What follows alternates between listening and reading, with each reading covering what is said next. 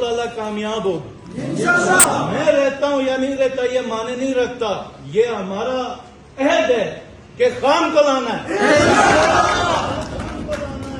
اور یہ آج ہم بیٹھے ہوئے انشاءاللہ تعالیٰ یہ Gilgit Baltistan P T I کا قلعہ ہے اور یہ ہم ثابت کر کے رہیں گے۔ جو یہ سمجھتے ہیں یہاں سے پی ٹی آئی کا جھنڈا اور خان کی تصویر ہٹائیں گے، ان سے آخری دم تک ہم لڑتے رہیں گے۔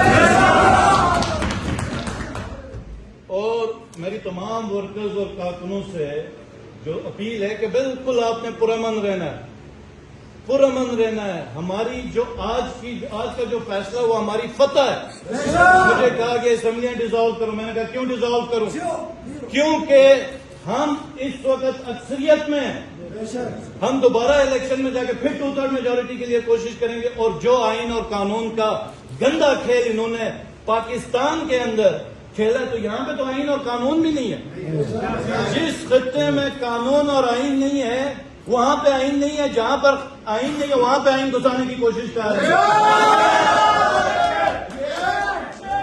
اور میرا یہ پیغام ہے کہ یہ یاد رکھنا، یہ گلگت بلتستان ہے، یہاں کی تمہیں نہ سمجھ ہے نہ تمہیں پہچان ہے، اور یہاں کی عوام پہلی دفعہ کھڑی ہوئی ہے ایک امید کے ساتھ، ایک جذبے کے ساتھ۔ یہ کون سی امید تھی، کون سا جذبہ